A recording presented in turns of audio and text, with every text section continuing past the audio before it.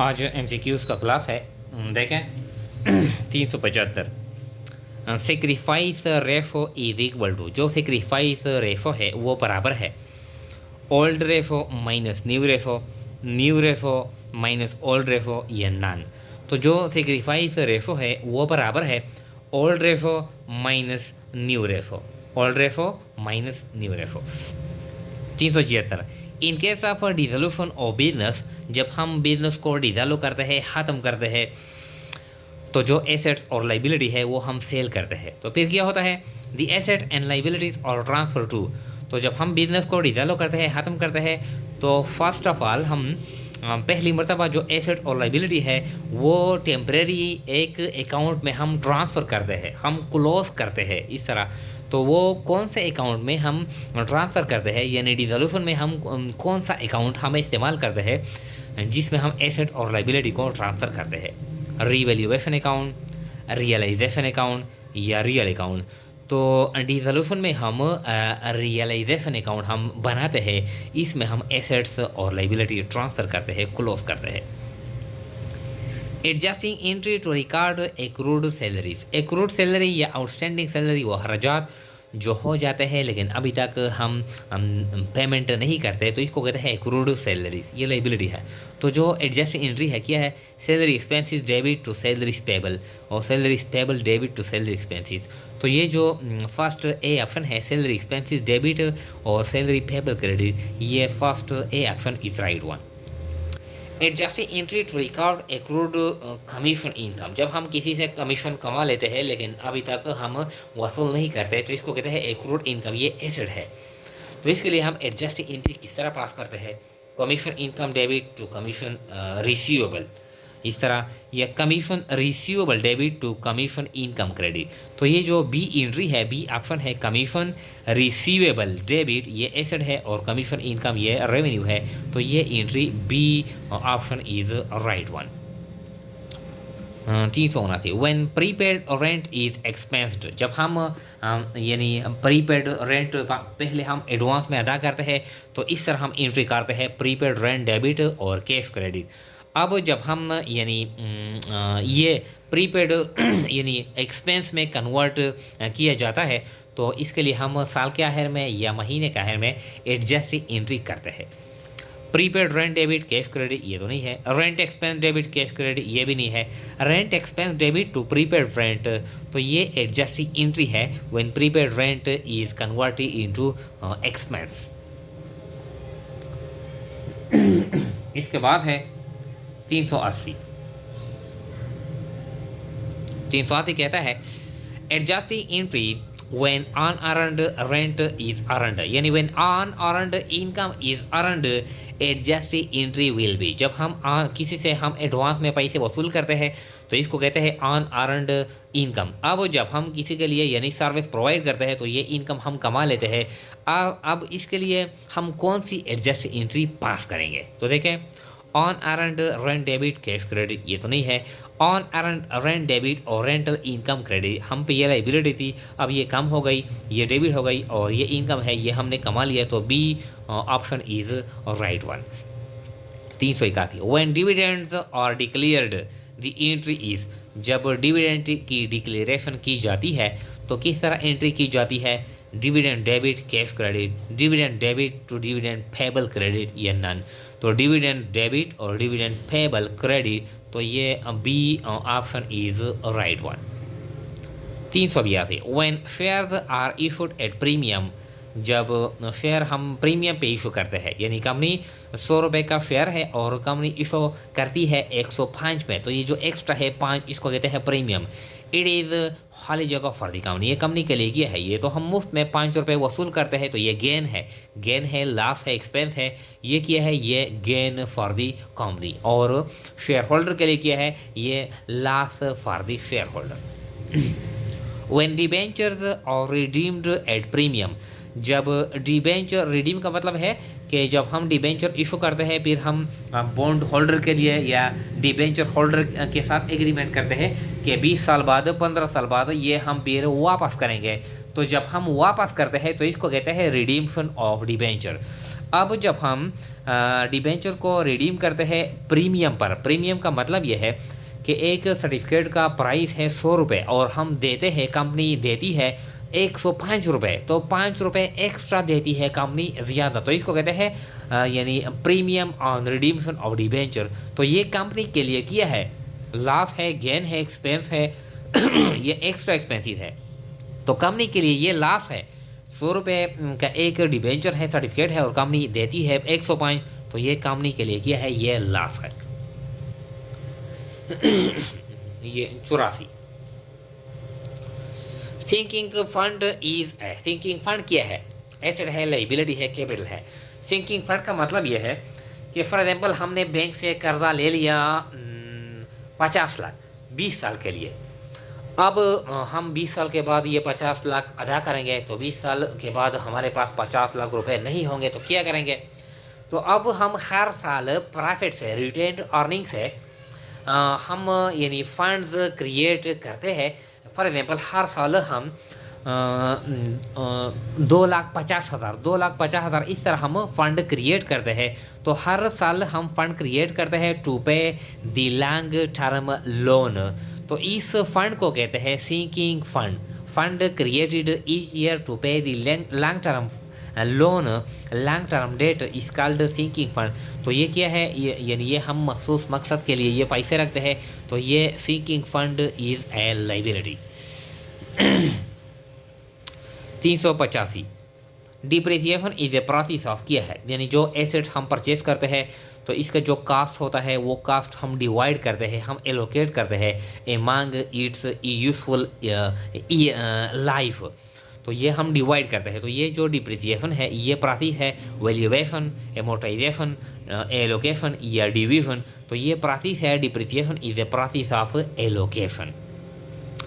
386 first current asset and current liability और recorded, यानी हमारे पास जो बैलेंस शीट में, बैलेंस शीट बनाने के जो अप्रोचेज है जिसको हम कहते हैं मार्शलिंग, तो ये 3 अप्रोचेज है। लिक्विडिटी अप्रोच है, परमानेंसी अप्रोच है और मिक्स्ड अप्रोच है। तो कौन सा अप्रोच है जिसमें पहले हम करंट एसेट और करंट लायबिलिटी रिकॉर्ड करते हैं, बाद में हम लॉन्ग टर्म एसेट और लॉन्ग टर्म लायबिलिटी रिकॉर्ड करते हैं, तो वो कौन सा अप्रोच है? लिक्विडिटी ऑर्डर है, परमानेंसी ऑर्डर है या मिक्स है? तो ये लिक्विडिटी ऑर्डर या लिक्विडिटी अप्रोच में हम पहले करंट एसेट्स और करंट लायबिलिटी रिकॉर्ड करते हैं। ये कहता है ये परचेज गुड्स ₹5,000 और debited to furniture account is an error of, यानी ये रेक्टिफिकेशन ऑफ एरर के बारे में है कि हमने सामान परचेज कर लिया, परचेज कर ली 5,000, लेकिन हमने इसको रिकॉर्ड कर लिया फर्नीचर, यानी एक्सपेंस थी लेकिन हमने रिकॉर्ड कर लिया एसेट, तो ये हमसे गलती हो गई। तो ये कौन सी गलती है? Error of omission, error of commission, error of principle या ना? तो ये एरर ऑफ प्रिंसिपल, हमने एक्सपेंस और एसेट के दरमियान यानी फ़र्क नहीं कर लिया, हमको पता नहीं लग गया, लेकिन हमने एक्सपेंस को एसेट रिकॉर्ड कर लिया, तो इसलिए इसको कहते हैं error of principle. Salary paid to Karim is debited to Karim account, हमने यानी करीम को सैलरी अदा कर ली, अब हमने डेबिट कर ली करीम अकाउंट को, यानी हमने करीम अकाउंट पेबल को डेबिट कर ली, ये गलती हो गई। तो ये एरर ऑफ ओमिशन है, कमीशन है, प्रिंसिपल है, तो हमने एक्सपेंस की जगह हमने लायबिलिटी रिकॉर्ड कर ली, लायबिलिटी में हमने डेबिट कर ली, तो ये भी एरर ऑफ प्रिंसिपल है। इसके बाद है 389 परचेज गुड्स 7,000 एंड रिकॉर्डेड 9,000, हमने सामान परचेस कर लिया 7,000 और हमने 9,000 रिकॉर्ड कर लिया, 2,000 एक्स्ट्रा यानी ओवर रिकॉर्ड कर लिया हमने। फिर ऑन द सेम डे, इसी तारीख पर, इसी दिन पर गुड्स सोल्ड, हमने सामान फरोख्त कर लिया 18,000 एंड रिकॉर्डेड एज 20,000 और हमने यानी 20,000 रिकॉर्ड कर लिया। यानी एक दिन पे हमने डेबिट में भी गलती की 2,000 और इसी दिन पे हमने क्रेडिट में भी गलती की 2,000, यानी जब हम डेबिट में भी गलती करते हैं और बिल्कुल सेम अमाउंट हम क्रेडिट में भी गलती करते हैं, तो ये इट इज़ एरर ऑफ है। एरर ऑफ क्या है ये? तो ये error of omission, error of omission है, एरर ऑफ कंपेंसेटिंग एरर है, यानी एरर ऑफ कंपेंसेटिंग है या एरर प्रिंसिपल एरर है। तो जब एक अकाउंट में हम कमी या इंक्रीज या डिक्रीज लाते हैं और इस ये अमाउंट दूसरे अकाउंट में भी हम इंक्रीज या डिक्रीज लाते हैं, मतलब ये है कि डेबिट में यानी गलती आ गई, 2000 हमने डेबिट ज़्यादा रिकॉर्ड कर ली और 2000 हमने क्रेडिट ज़्यादा रिकॉर्ड कर ली, तो इसको कहते हैं एरर ऑफ कंपेंसेशन या कंपेंसेटिंग एरर, कंपेंसेटिंग एरर। तो ये जो बी ऑप्शन है ये राइट वन है। 390 sold furniture ₹5000 and recorded normal sale. हमने फर्नीचर सेल कर ली और फर्नीचर ये तो एसेट है, हमने सेल रिकॉर्ड कर लिया, ये एरर हमसे हो गई। Error of principle, error of commission, error of omission. तो ये भी एरर ऑफ प्रिंसिपल है, हमने एसेट की जगह यानी रेवेन्यू रिकॉर्ड कर ली। इसके बाद है 391 sold goods 10,000 completed omitted from record, यानी हमने सामान फरोख्त कर लिया और ये मुकम्मल तौर पर रिकॉर्ड से यानी ओमिट हो गया, भूल गया, हमने बिल्कुल रिकॉर्ड नहीं कर लिया। ये कौन सी गलती है? Error of omission, error of commission या एरर ऑफ प्रिंसिपल। तो ये एरर ऑफ ओमिशन है, यानी बिल्कुल हम भूल गए, रिकॉर्ड हमने बिल्कुल नहीं कर लिया। Error which affects only one account, वो एरर जो सिर्फ एक अकाउंट यानी इफेक्ट करता है, मुतासर करता है, गलती लाता है, वो कौन सी एरर है? Posting error, principle error, omission error. तो ये एरर ऑफ पोस्टिंग या पोस्टिंग एरर ये वन अकाउंट को इफेक्ट ये करता है। 393 error not detected in trial balance are, वो एरर जो ट्राई बैलेंस में हमको पता नहीं चलता कि कौन से एरर हो गए, यानी ट्राई बैलेंस में ये हम डिटेक्ट नहीं कर सकते।